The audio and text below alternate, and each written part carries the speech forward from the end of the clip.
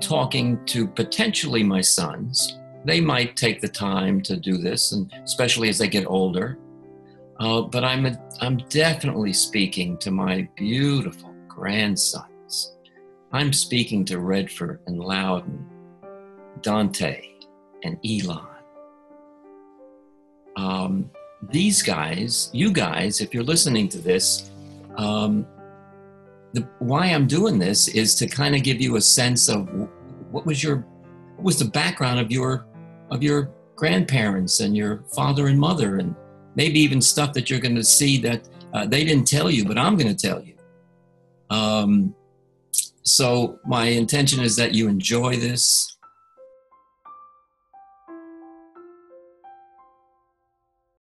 It's 1945.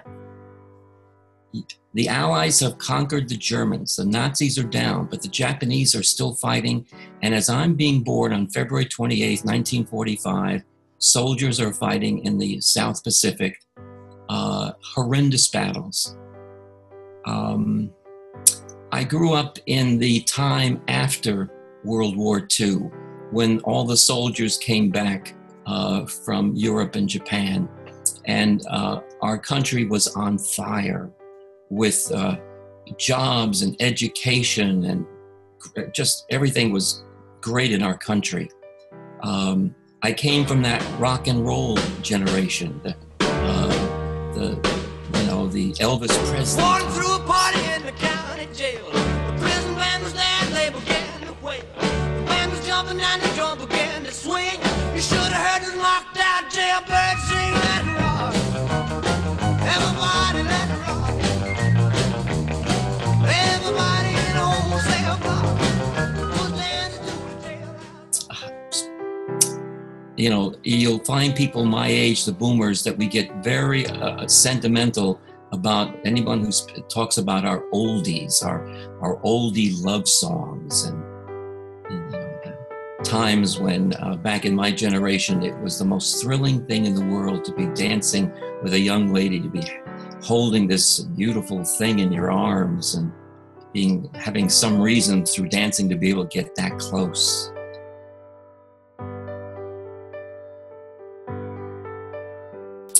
Quick story, and I'll tell you more about her as we go ahead, but the woman who primarily raised me, listen to this. She was from Kentucky. Her name was Carolita Boyd. Her grandfather owned slaves. She was this kind of almost plantation belle. And in when she was like 16, 17 years of age, this Jewish entrepreneur came down to buy horses. My mother who raised me was in Louisville, Kentucky.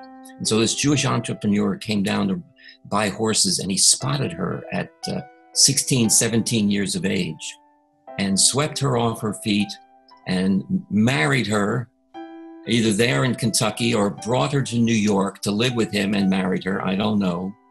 But all of a sudden, this plantation gal is now living in Manhattan with this rich Jewish gentleman. And she's getting used to this life a little bit when one day he goes down to get a container of milk, gets hit by a truck, and is killed. That kind of disturbed things, and a lot of stuff happened. She, though, decided to stay in New York. And in and around 1937, 38, met this incredibly handsome, debonair German gentleman who swept her off her feet and married her and set up shop on the Upper West Side. And they lived, and she was thrilled with her new lifestyle. One day, he leaves, and he never comes back. A few weeks later, after police and whatever, the FBI comes and tells her she was married to a German spy. No kidding. She had been set up, she was just being used. But she had a great time, and she loved telling this story. Now it's World War II, and she's still in New York, and she's shopping for nylons in Woolworths. and she can't find any real nylons because of the war. All of a sudden, this doughboy, this soldier boy, walks up to her and starts talking to her and gives her a sense that he can get her these nylons. He swept her off her feet, they got married, and he went off to the Battle of the Bulge, where he was wounded and received the Purple Heart. All right. His name is Bill Cuniff. So Bill Cuniff was the man who was in the house that raised me. Okay, so I wanted to give you a sense of history and a little bit of a background. What happened in my life is that my mother and father, my mother, this wonderful, wonderful, beautiful lady, born and raised in Rockaway, Queens, Bernice Polzenik. Bernice Polzenik gave birth to these two little boys. I'm one of them. She was Jewish, by the way.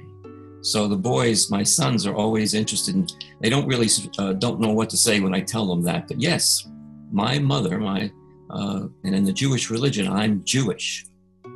So it's interesting, guys, that I've tried to be Italian in my life, but it never has really worked. I am definitely Jewish. Anyway, Bernice meets my father, Carlo Naldi Savino Pizzi. No kidding, from Italy, on the boat, off the boat, whatever, probably in the late 30s, lives with Bernice and gives birth to these two little boys. Now, something happened, guys, you know. Life has its ups and downs, but my father and mother didn't get along, and they broke up. And it was such a hard game for them, for my mother, that she left. She actually left me and my brother in the hands, I guess, of my father when I was 5 years of age, and my brother Raffaello was 2.5. Somehow, breakdown in communication, my brother and I got left alone in a basement apartment on the Upper West Side for either 5 or 7 days. I was rescued by Carolita Boy, the woman I've told you about. She must have been a friend of my father's. She lost her child in childbirth.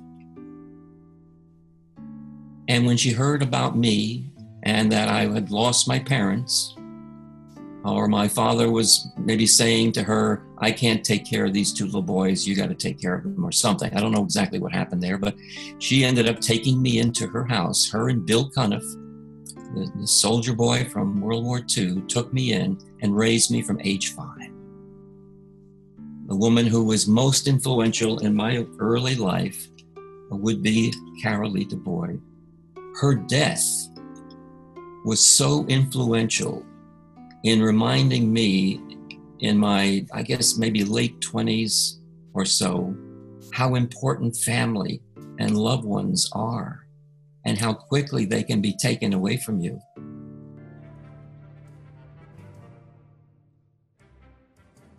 I'm being raised Upper West Side.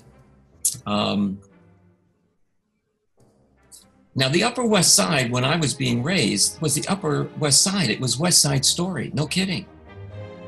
It was a place in which, our little clique, which hung out on 83rd and Broadway, was kind of in the middle ground up from Amsterdam and Columbus Avenue in the upper 80s, was Puerto Ricanville, and some blacks, but a lot of Puerto Ricans. And then there was us kind of hanging out in the middle, and then to the west side, Riverside Drive and West End Avenue were wealthy people and a lot of Jewish people. And we would actually run into the Jewish people once in a while in a local bowling alley. But wow, they were different. Different, like, interesting. Different. And then, of course, on the other side were Puerto Ricans who all would wear black raincoats, long black raincoats, and carry these steel-tipped umbrellas. And our fear was the Puerto Ricans, but we were also somewhat afraid of the tough Irish and Italians that were fighting the Puerto Ricans back. It was a rough neighborhood. You know, I would walk home and accidentally bump into someone and get cold cocked.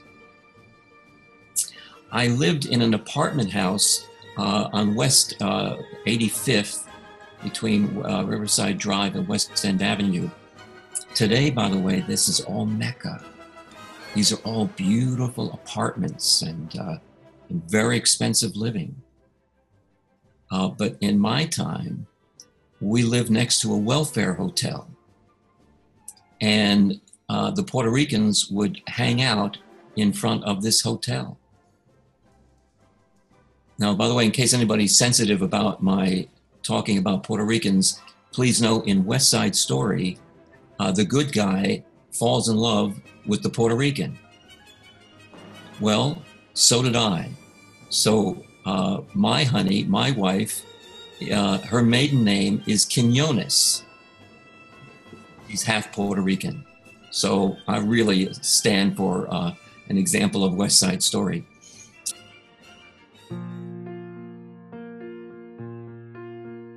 I went to Holy Trinity. So again, a big part of my life was that I went to a Catholic grammar school. It's called Holy Trinity. Now that was on West 83rd between Amsterdam and Broadway.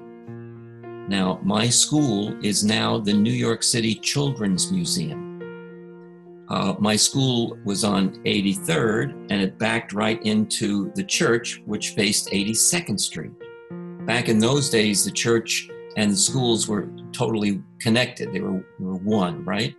But but this neighborhood changed and the church could no longer afford to keep the school, so they had to sell the property. And there we have the New York Museum for Children. It's cute or interesting when I'm riding my bike around Manhattan, I stop in front of the school and see where I would stand, where I used to stand in line. And, you know, the nuns would have you stand in line, and I look and I see this museum. The neighborhood, of course, is filled with restaurants and, you know, nightlife and whatever. And there's still a strong Puerto Rican community still there. By the way, quick thing on Catholic education. Back in my days, I was getting raised from first grade to the 8th grade by nuns, Holy Trinity nuns. These were Sisters of Charity. And in the second grade, I think so, I was so happy to be with people that I talked so much that the teacher put a big red tongue around my neck, tongue hanging from a string around my neck, and paraded me around to the front of each classroom to make an impression on me. Then I went to high school. Now, here I am from the Upper West Side of Manhattan. It's a pretty tough neighborhood. I learned to fight early on. I learned to feel what a punch to the face feels like. And I'm in freshman year with kids just as tougher. And first homework assignment, algebra. I go home, I try to do it, can't do it. I go back to class the next morning. First row, first seat. Brother Vincent, about 6'5", 6'6", comes over, says, let me see your homework. Oh, I couldn't do it, brother. All right, stand in front of the room. And he went up and down the rows and had, I mean, I don't know for sure, I was too scared at this time, but I think like a lot of the class were up there. He comes up to me and he said, why didn't you do your homework? And I said, I tried, brother, but I couldn't do it, or something like that. I don't know what I said. And then he hit me so hard. He hit me so hard. And he said, no, I didn't get you good enough. Grabs me by the tie and hits me again. I was the lucky one. Every guy behind me knew it was coming now. I at least didn't know it was coming. Our first report card, Brother Vincent, the principal, walks up and down the aisle. And for each failure, each place where he got an F, he would take his fist, he'd close his fist, and only at the last minute would he open it and smash it. This was Catholic education back then, and it was perfectly fine. I know it sounds incredibly harsh, and something that we would never tolerate today. I know.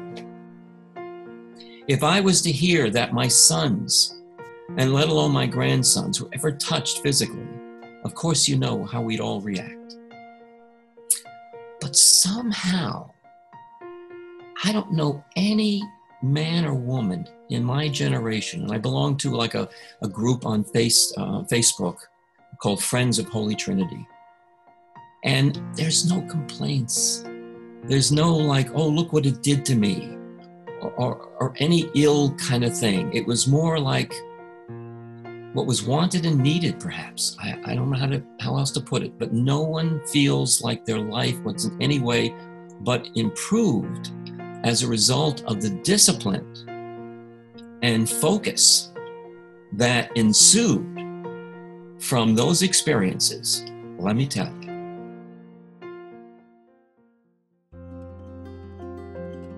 At some point, one of the girls in the neighborhood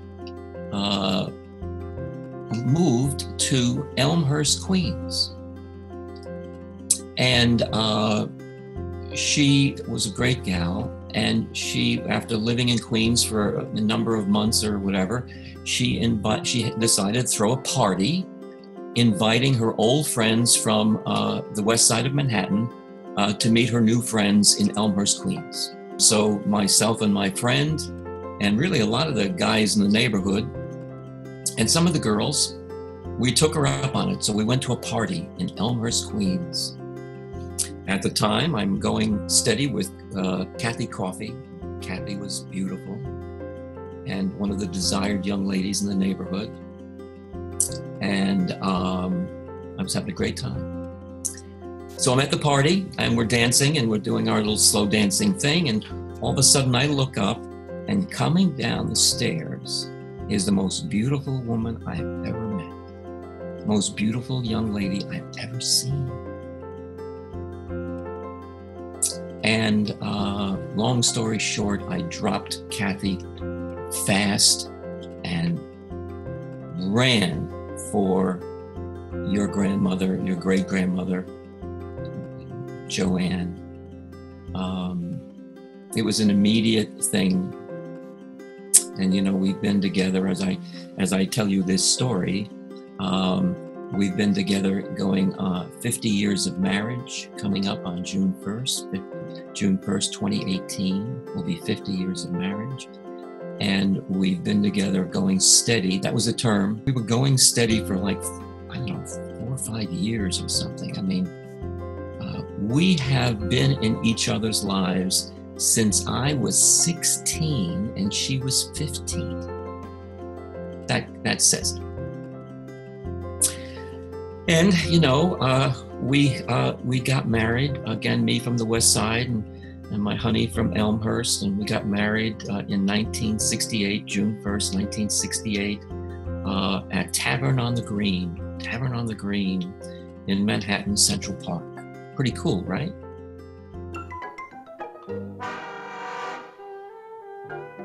So we married in 68. In 1970, Mark, our son Mark, comes forth.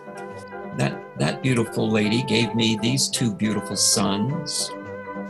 This is Mark and Adam, and Rachel, Mark's wife, in the middle. And we knew that we had like these incredibly handsome sons, and we were like, we did it. You know, Mark led to this. Here's Adam and his wife Trisha, and Dante, my grandson Dante.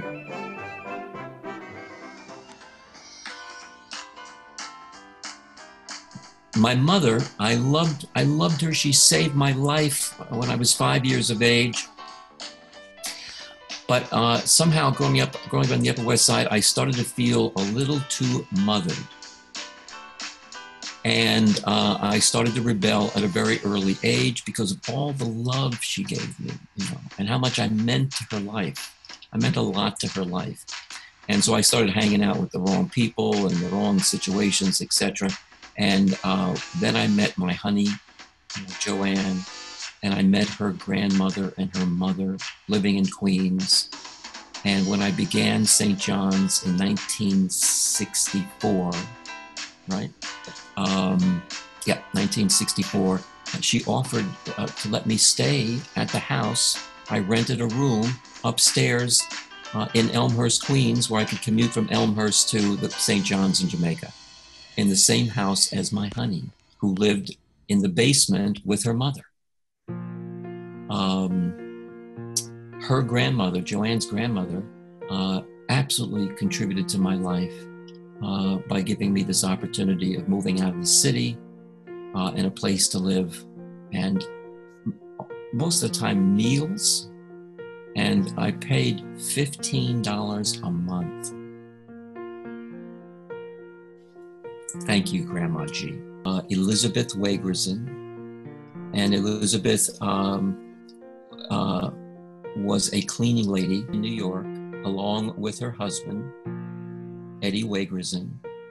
And, you know, they were Joanne's grandmother and grandfather, and they really did a lot to raise Joanne. And this is Joanne's mother and Joanne's grandfather and Mark. And that's Josephine Wagerson in the middle. Josephine lived with Joanne in the basement. And so we were around each other a lot. And she died about 10 years ago, I guess. And I can only say that she contributed to me immensely financially when we were first married, and all of a sudden we're having these children and finances got very tight. Josephine came to our aid so many times. Thank you, Josephine. She knows how appreciative I am of that. So we got married, and, you know, we're living in Queens, and I working in New York, commuting into Manhattan every day. And what happened for me, see if there's anything to be learned here. No one told me an answer to what should I do when I grow up. I don't know. I think there are a number of people must suffer from that kind of thing. Now, I know there's many of us that say, oh, I'm going to be a doctor, I'm going to be a lawyer, I'm going to be an accountant, I'm going to be an architect, I'm going to be a fireman, I'm going to be a policeman, and they're clear about it, and it's done. It's like, wow, I'm going to be a biochemist, fabulous. I was clueless. I'm not even sure I was even conscious enough to have even looked at the question. All of a sudden, I'm in high school, I'm in senior year of high school, and I don't know how my homeroom teacher said, well, what are you going to do? What are you going to be? I said, I don't know. I just want to make money. He said, okay, be an accountant. Well, that was an obvious answer. So I went to St. John's and studied accounting.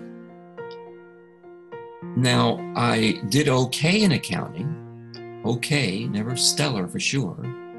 Studied and crammed to be able to handle these tests.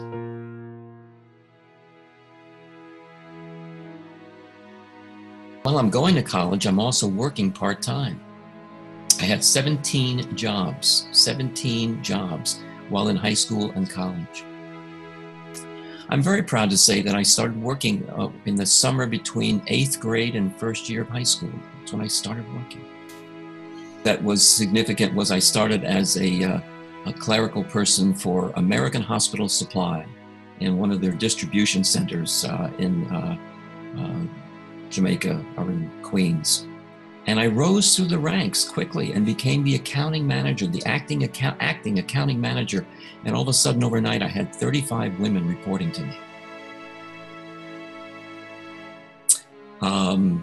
And what was great, it was as I started freshman year, I'm working there in freshman year of St. John's. And over the summer between freshman and sophomore, I could get all my friends from St. John's jobs for the summer at American Hospital Supply working in the warehouse. And so I can say from personal experience, and then of course watching Mark and Adam, my two sons, go through their college experience. You know, as parents, we'd go up at college, you know, events and basketball games and whatever. And like so much of life, it seems like this stuff is going to go on forever. It's like we don't really stop to get that this was one blip on the screen of our life that that will never come back. And boy, it just reminds us. I'm, you know, old enough now to continuously be reminding myself of, you know, being present and enjoying now, enjoying this moment. 1968, and I'm about to graduate St. John's. And the conversation is, hey, everybody they're drafting is going to Vietnam. And coming out of college, you're going to be like one of these newly minted lieutenants.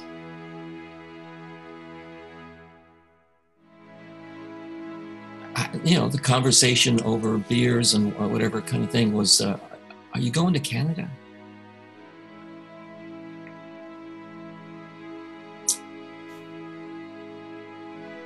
And, you know, all I can say is, no, I wasn't. I wasn't going to go.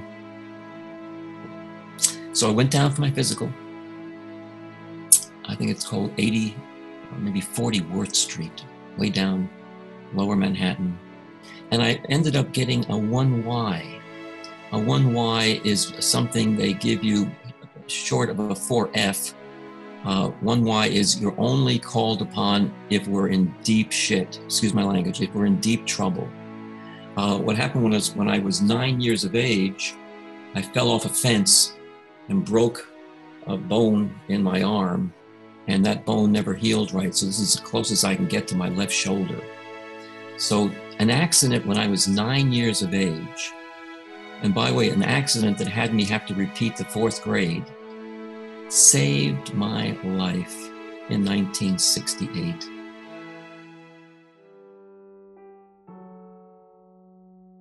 Okay, so we come out of college. We have Adam in 1972. This handsome guy. I mean, Mark handsome, Adam handsome. We got these two handsome sons.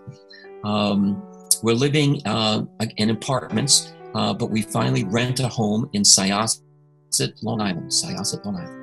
And the boys are. I'm coming home to the boys on these things called big wheels, where they're going up and down a hill and screeching to stops at the end and doing twirly turns, and it's unbelievable.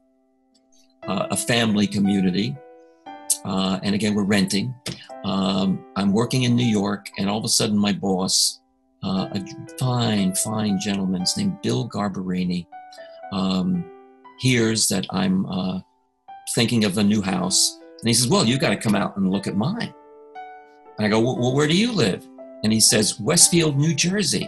So Joanne and I and the boys get in our car and we drive out to Westfield, New Jersey, and it's snowing and it's around the holiday seasons, and there's Bill in front of the house sweeping the snow and gets us in, and their fireplace is roaring, and his wife makes us this incredible dinner, and then they take us on a tour of the town, and it's this colonial, old character.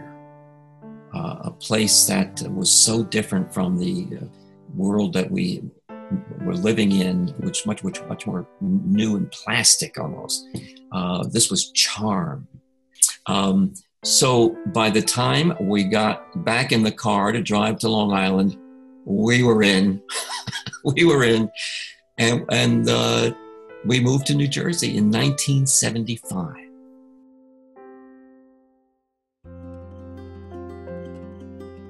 just a bit of what happens along the road is that we do have an animal that I want to remind everybody that, and anybody who knows Poco, and this was our first doggie, the first love of our life.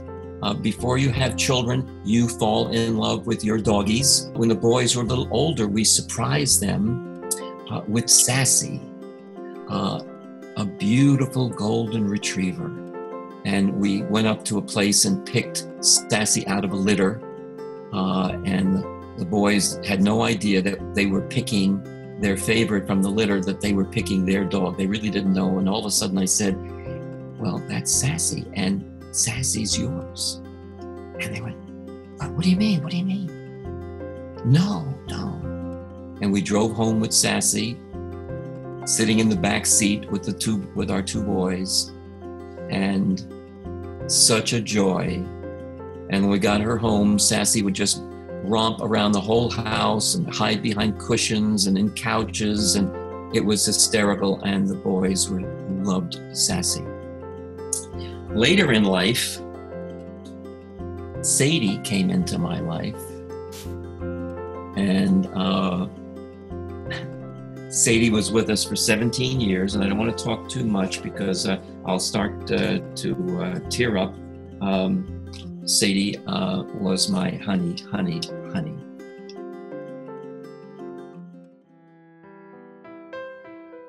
One of the events was in 1998. Joanne started to come down with severe depression. And this changed a lot of our lives. And, you know, as I say this to you tonight, you know, Joanne is in good shape. She enjoys her life. And she gets up almost every day in a good mood. The last time she had a severe anxiety and depression attack was probably around 2003 or so. So we've been, you know, in pretty good shape that way for, you know, quite some steady time now.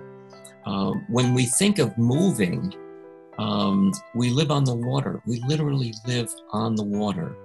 And the impact of that on Joanne and her situation with depression and anxiety, you know, people always say, you know, it's better on the water. You're better, ions or whatever, something's going on with water. We came from the water. I don't know, 75% of her body is water. All I know is that she's not had any major depression, anxiety for quite some time now. So it really does have us hesitate to think about moving closer to our family, especially the three grandsons in Trumbull, Connecticut. So we're here in South Amboy, New Jersey, and plan to be here as long as we can.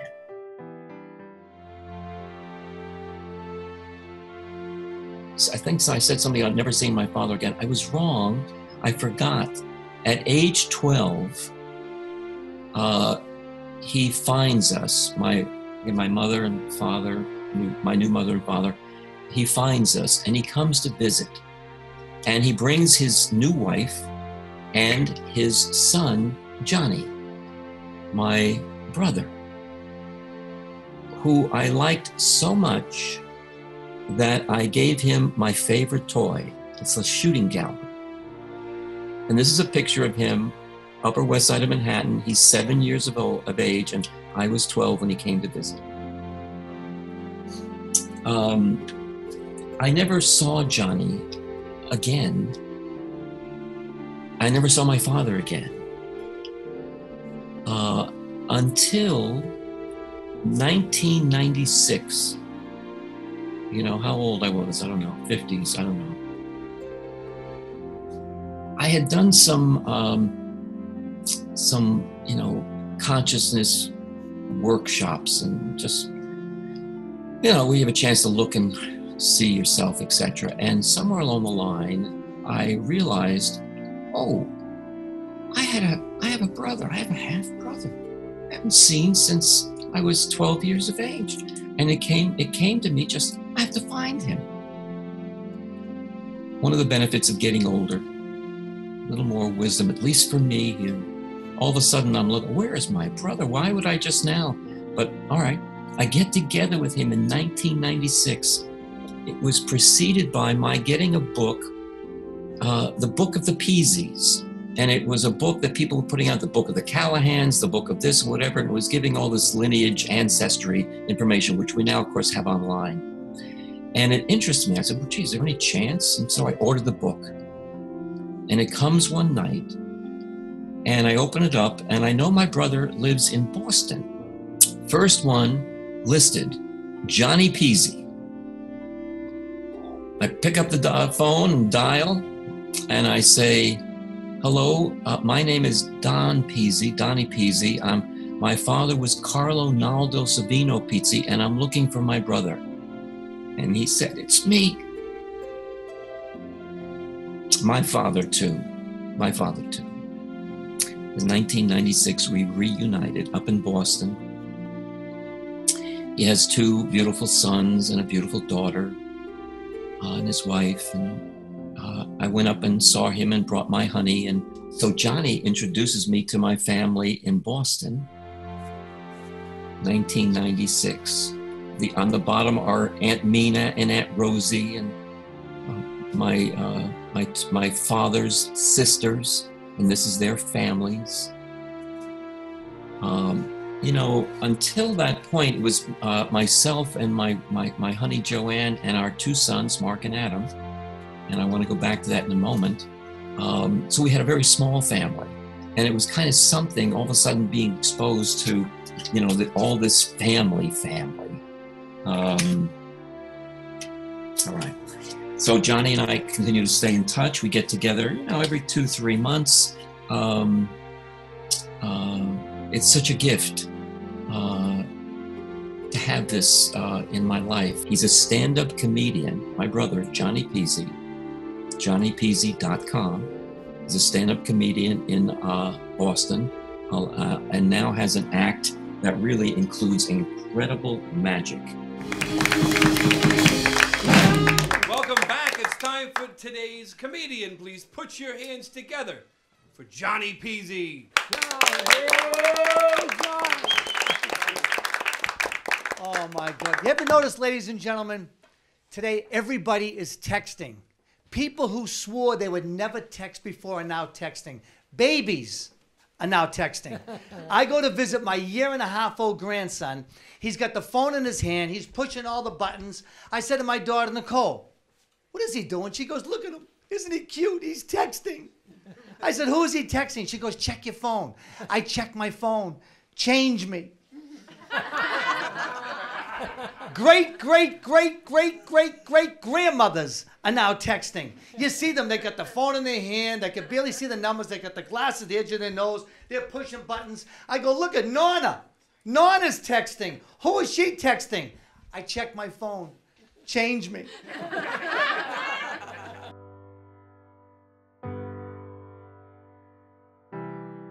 Christine Race. Christine and I met in 1979 or so, and we went into business together in 1986.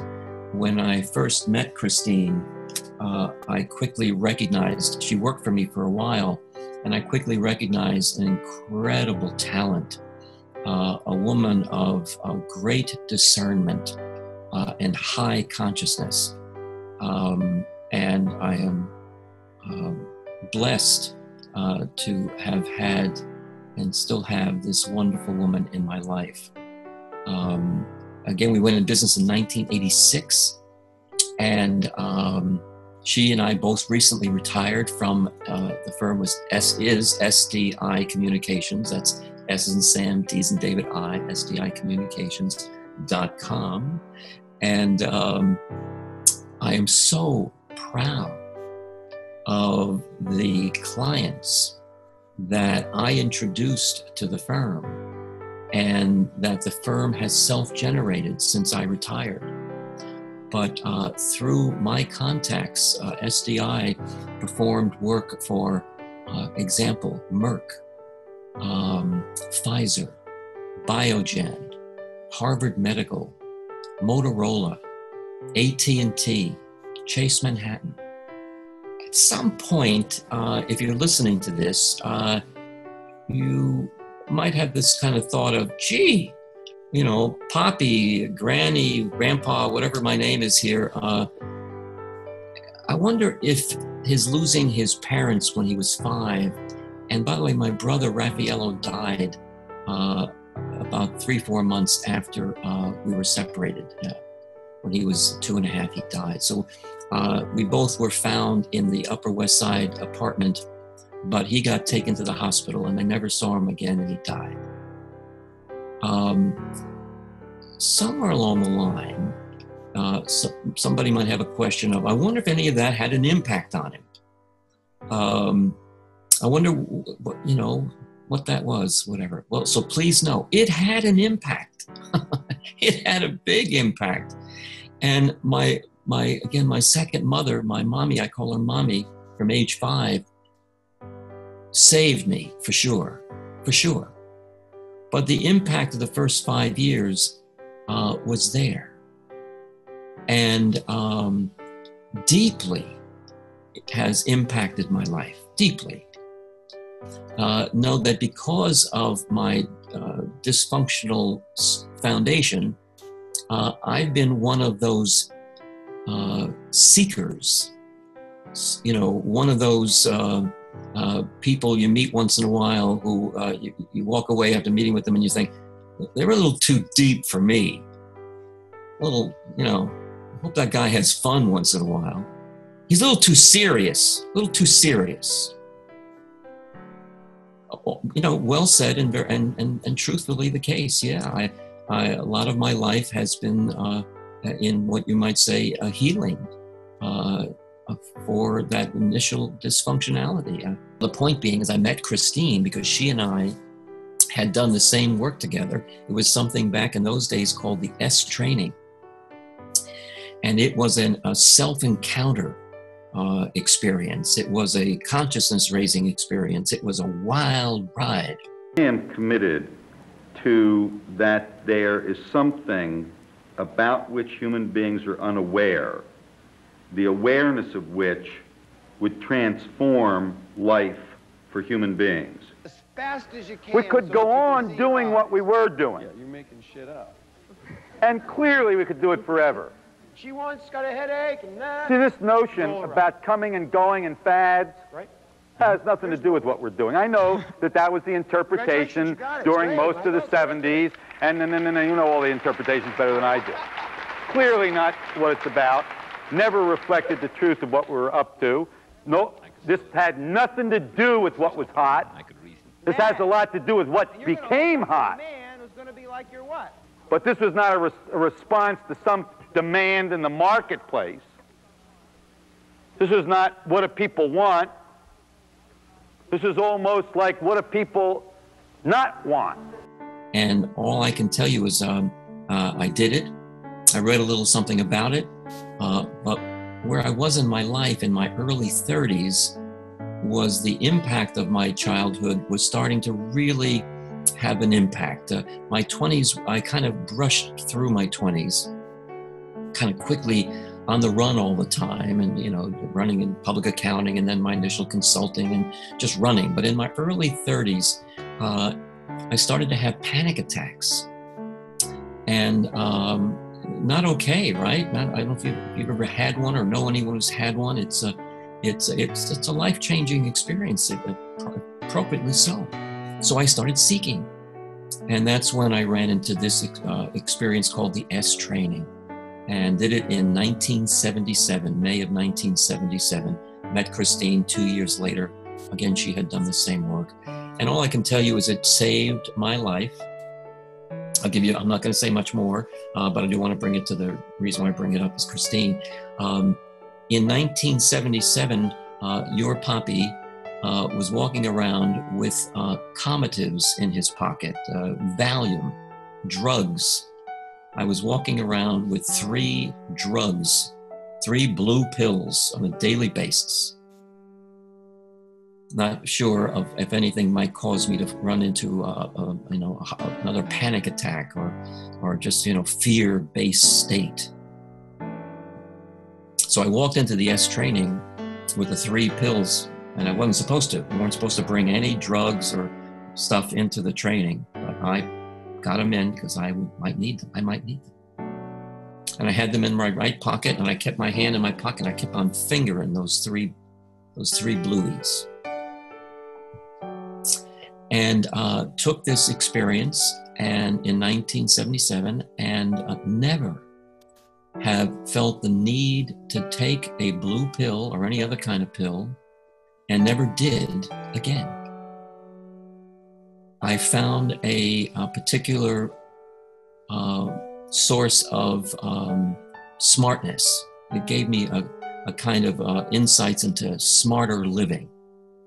I learned to live smart as I did, but there's no top to the mountain of smartness, really. You might call it consciousness.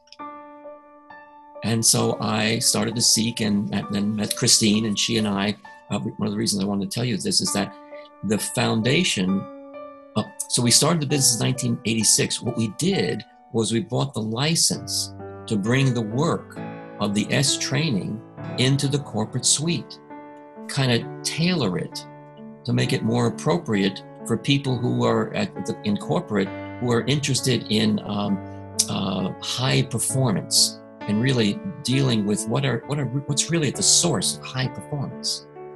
And we were able to bring that kind of view into the corporate suite because we had the license from this work initially called S. Now, by the way, it's called Landmark Education.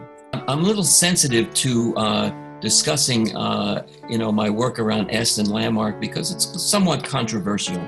But I don't want to in any way diminish my stand for the quality of this work, which I mentioned to you, we have proven beyond a shadow of a doubt at many corporations.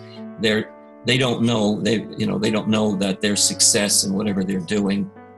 Give you a quick example. AT&T, Christine was brought in because AT&T at their World Olympics in Atlanta, their whole program for their support of the activity, whatever, had fallen apart. And they had like 72 hours to produce a whole nother approach to what they were going to do at the event. And it was that kind of bang. Results was amazing. So anyway, where I'm going with this is that, 1977, I did the S training, and not too long afterwards started assisting at EST. And there is me with a hat on, a little white card in the Landmark EST office, calling people to tell them about how great this work is.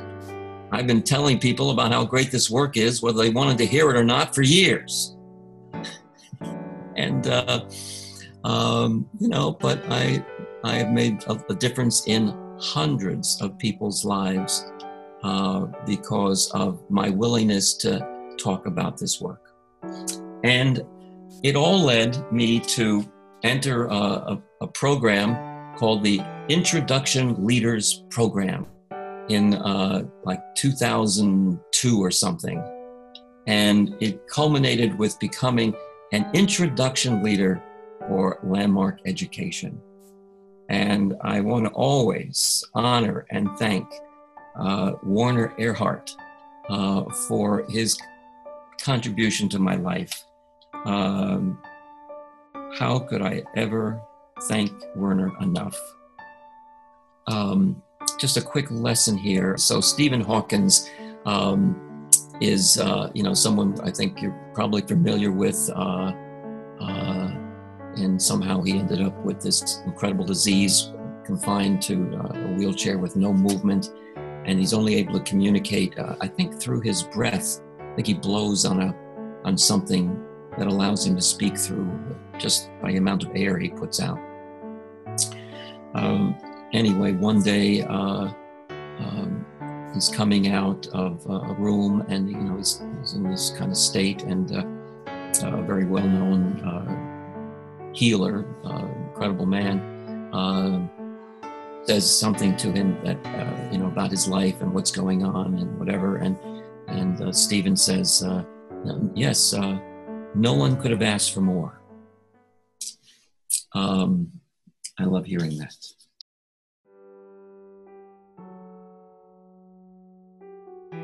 My career, I began with Deloitte & Touche, again in 1968, as an auditor, as an accountant.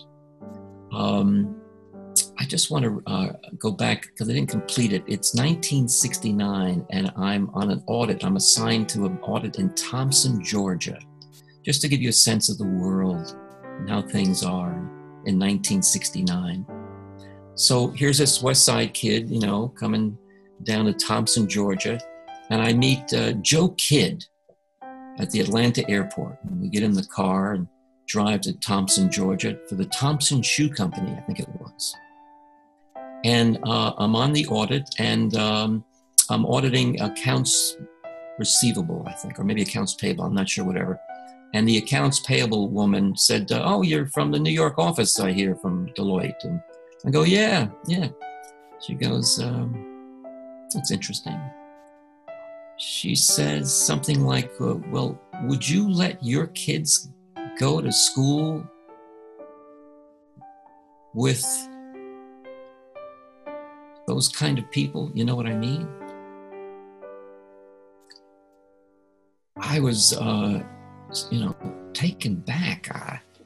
I said something like, well, I guess it depends on a person's mentality. She gave me a look like to kill.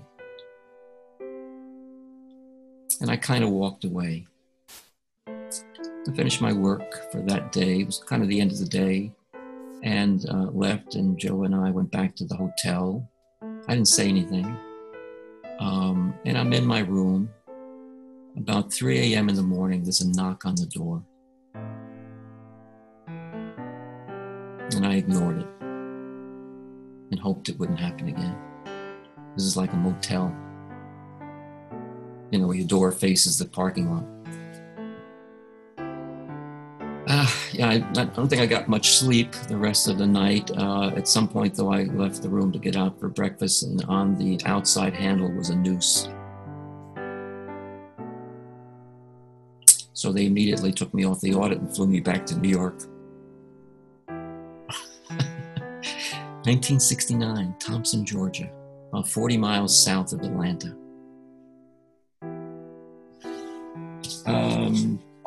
So career-wise, I'm at Deloitte. I'm doing accounting.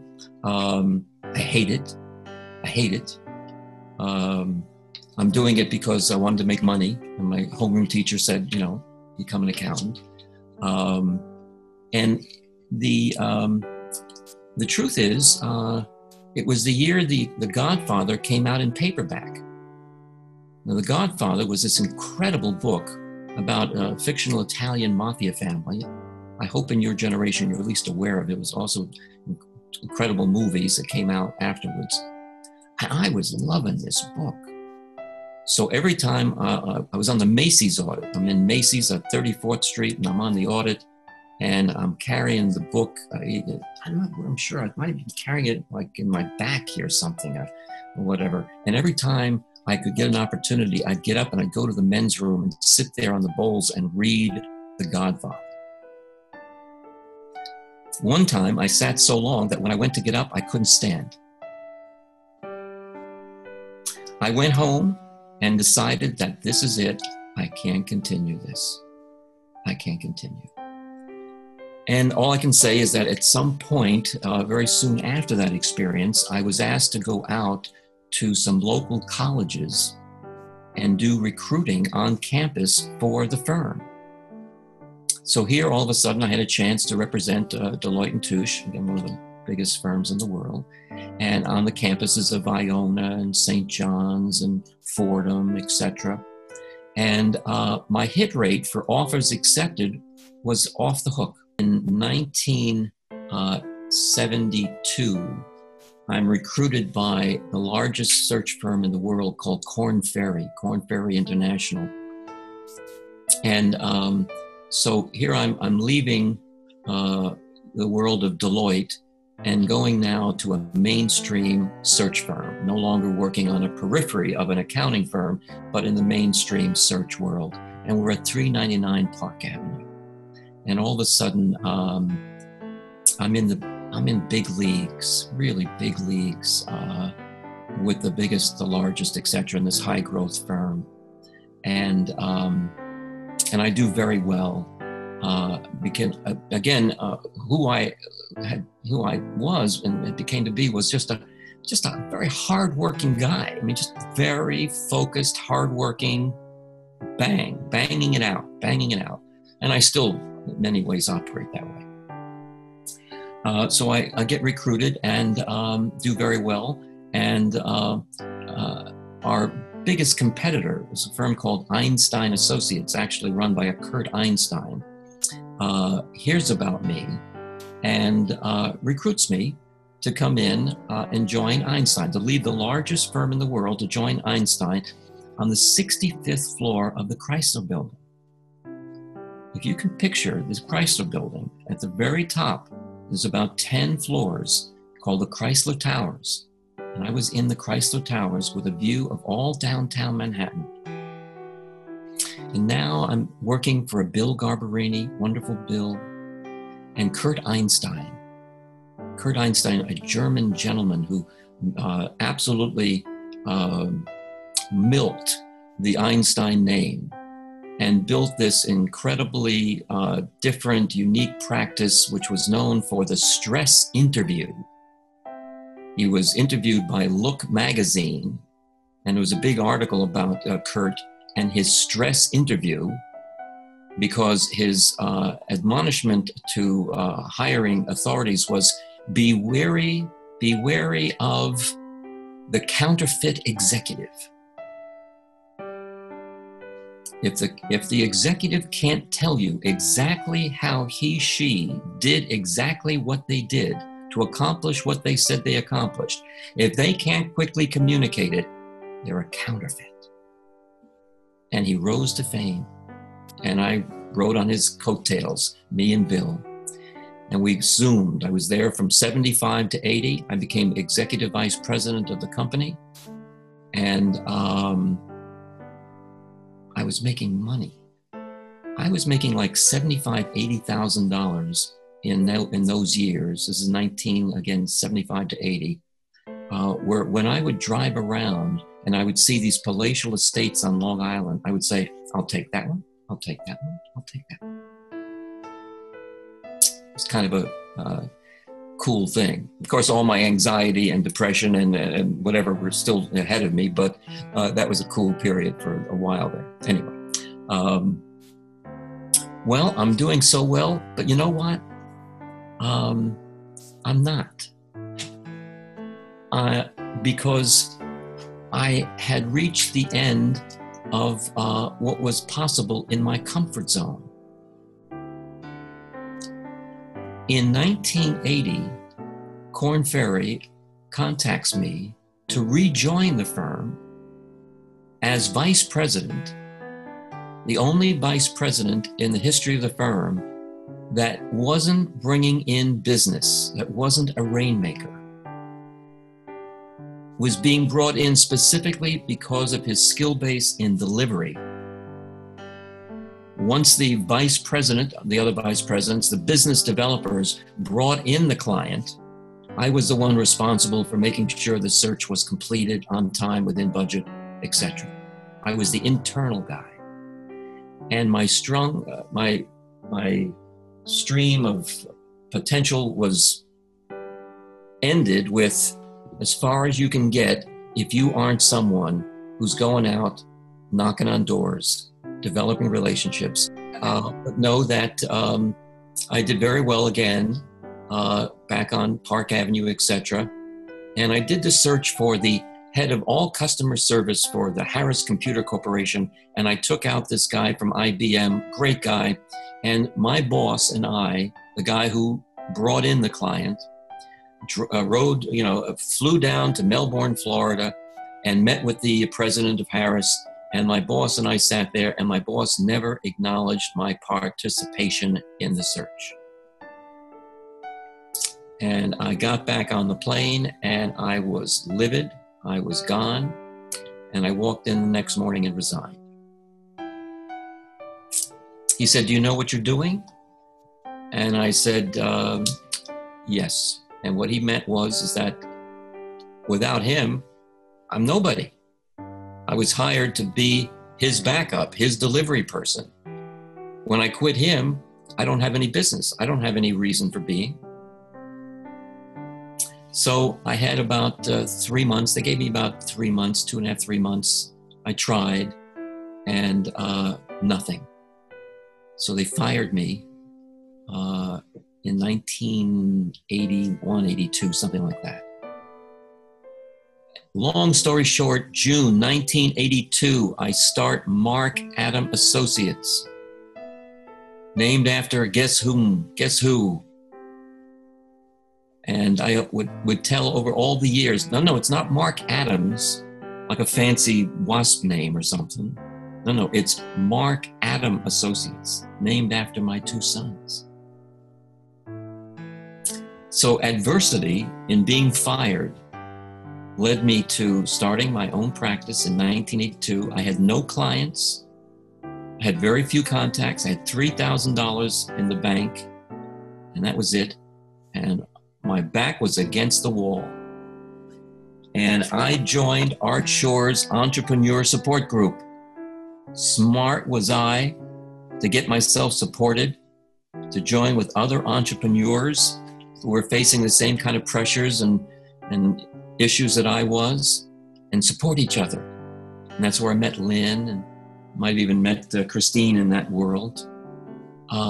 And I made it. About 6 weeks after starting, sitting in the back screened-in porch of our home in Westfield, New Jersey, all of a sudden a guy returns my call, and I got an assignment. $9,000. $9,000, a lot of money. And it got me through, and it started. Where I am today as I speak to you from my home office,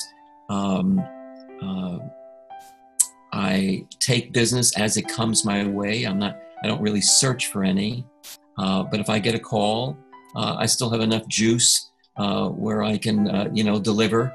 And I've recently done 2 chief information officer searches for 2 popular biotechs up in Cambridge, Boston, and now doing 2 additional assignments for that same firm. It's a great chance to play a role in the success of these cancer fighters. I'm very proud to say that even my role, not a direct one and whatever, but hey, I'm bringing aboard talent to support the success of one of the primary cancer fighters up in Cambridge. It's called Agios. And Agios has found a molecule which enters the cancer cell and disrupts the cancer cell's metabolism from within. Till now, everything has been, attacking the cancer cell from without.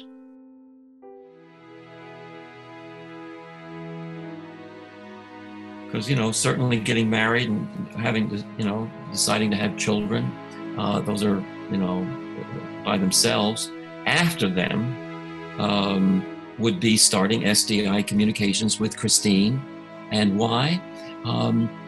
I just always saw the contribution that education, Landmark Education, made. I just saw the contribution, and it was clear to me. I didn't have any doubt about it. And the thought was, gee, if I recruit a senior executive for a company, the nature of the game is I recruit them and then I walk away. That's it.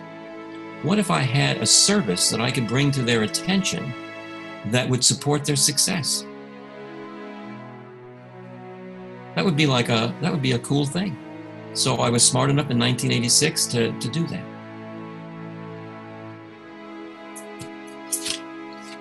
I also love the fact that I led a confirmation group for my church for 7 years. St. Helens in Westfield. I was a confirmation leader. Young men and women, 14, 15 years of age, would come to my home for a period of time before their confirmation. This is a little picture of a group of them that are coming to my first New York City marathon I ran the New York City Marathon in support of a charity called Rainbows for All God's Children. By the way, a quick thing there is I attempted to run the marathon earlier and couldn't keep up the regimen, couldn't keep up the discipline. And it was about me, you know, looking good and showing that I could run the New York City Marathon. When I became aware of a charity, this charity called Rainbows for All God's Children, and its need for money, I was inspired to say, okay, I'm going to run the New York City Marathon as a way to raise money for Rainbows. And in my first marathon in 1990, I raised $11,000, which was really a nice little bit of money. And here's my group of confirmation youngsters coming to the finishing line, and like that for me in my marathon. You know, for my grandson, Redford, who makes fun of my bald head, just know, kid, that, you know, at one time, I wasn't a bad looking dude.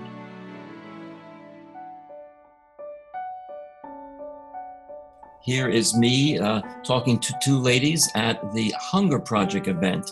I started supporting the Hunger Project as a global investor in the end of hunger and starvation on our planet as an idea whose time has come. I started supporting the Hunger Project for many, many years, and here I'm talking to the two ladies who are asking me questions about the Hunger Project, etc. I'm very proud of the work we did around the Hunger Project. I must say thank you to my two sons for giving me these 4 incredible grandsons. Oh my God, if you're listening to this, grandsons, you know, I love your mommy and daddy and daddies and mommies and whatever, because for you guys, and I just love the 4 of you so much.